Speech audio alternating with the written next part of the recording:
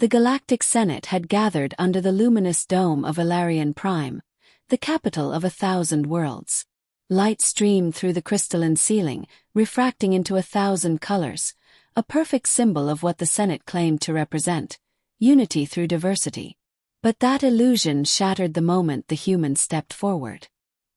He was young, barely into his 30s by Earth years, wearing a plain gray uniform with no insignia, no medals, no armor.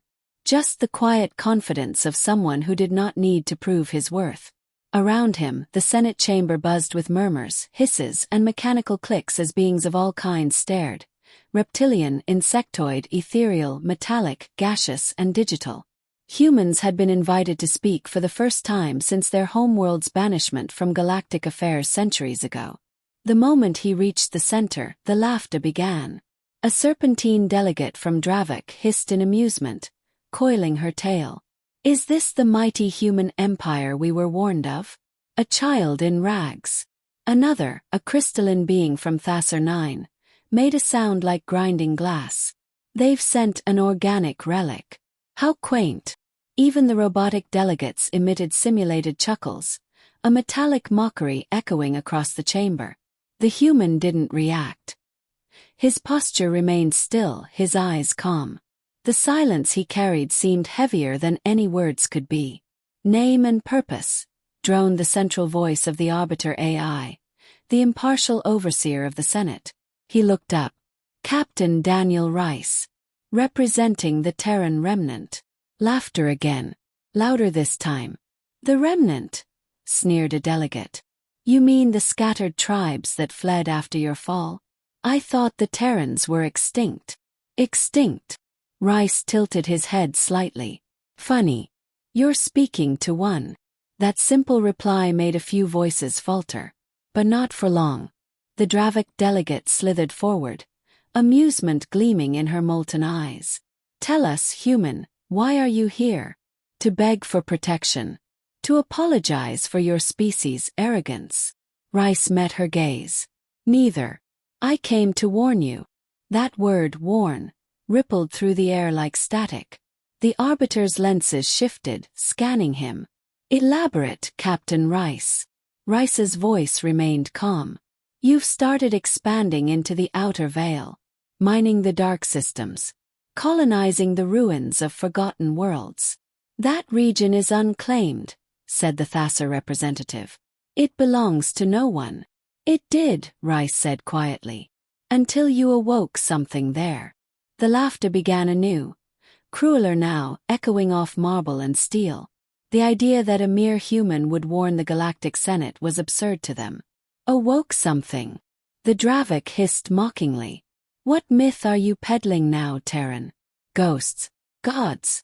Rice didn't move. "You've heard of the silent stars, haven't you?" That stopped some laughter. "The systems where all life vanished, every trace erased," he continued. "You think it was natural. You think it was time or decay. You're wrong." The chamber buzzed again. Delegates exchanged nervous glances. The silent stars were a mystery even the oldest civilizations feared to discuss. Entire sectors of space, sterilized. No signals, no debris, just silence. "The humans discovered what caused it," Rice said.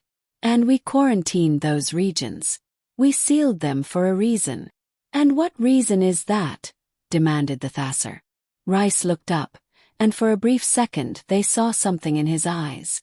Not fear, not arrogance, but memory. "Because what sleeps there," he said, "doesn't forgive." The Senate erupted into laughter again, almost in unison, as if the sound itself could drive away discomfort. Even the Arbiter emitted a synthesized chuckle. "A myth of vengeance. Your human dramatics are as entertaining as ever." But a few delegates stayed silent. A small insectoid species from Kirith, known for their long memories, whispered, "The humans vanished after they sealed the Dark Gate, maybe." "Enough," snapped the Arbiter. "Captain Rice, the Senate does not respond to superstition. If you have no proof, this hearing is concluded." Rice nodded once. "That's what I expected." He turned, his boots echoing against the marble floor.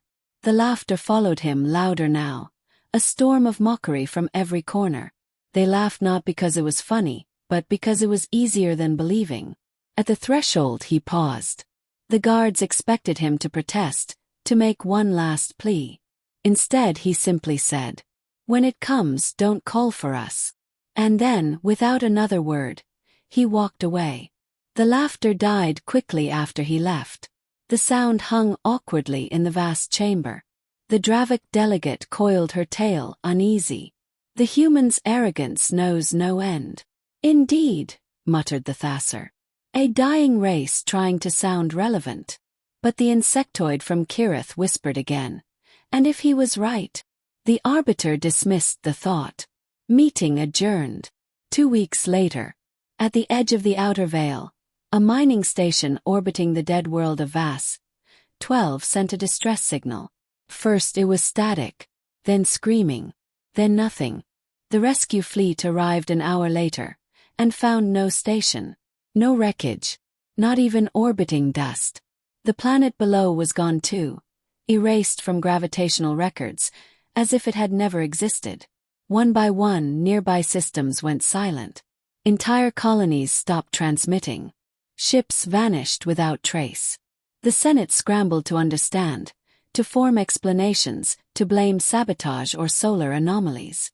But deep down a quiet dread grew. Because every time they scanned the void, they saw the same faint, impossible signal. An ancient Earth transmission, centuries old, repeating endlessly in the dark. "Do not awaken the silent stars." Panic erupted. Fleets deployed. Armadas assembled. And one by one they too disappeared. The same silence followed, spreading like a virus. Then, in the chaos, a single transmission arrived at the Galactic Senate. It wasn't a distress call. It wasn't a threat. It was a video. Captain Rice appeared on the screen, standing on the bridge of an old human dreadnought, its hull marked with ancient Terran symbols. Behind him, the stars twisted unnaturally, as if space itself were alive. "You laughed," he said quietly. "You thought humans were gone. You thought we were weak. But we learned to survive in places that shouldn't exist." He leaned closer to the camera. "What's coming for you now? It isn't our enemy. It's what we ran from. And when you meet it..." He paused, his face unreadable. "You'll understand why we never returned." The screen cut to black. Back in the Senate chamber, the silence was unbearable. The same hall that once echoed with laughter now trembled in fear. The Dravic delegate broke the quiet. "Recall the fleets. Seal the borders." The arbiter's voice quivered. "It's too late. They're already here." Through the transparent dome above, the stars dimmed, one by one, as something vast and ancient moved behind them. A shadow older than light itself. The Senate screamed, pleaded, prayed. But the last sound to echo across the galaxy wasn't laughter, nor speech, nor warning. It was silence. The same silence that followed when the human departed. Without a word,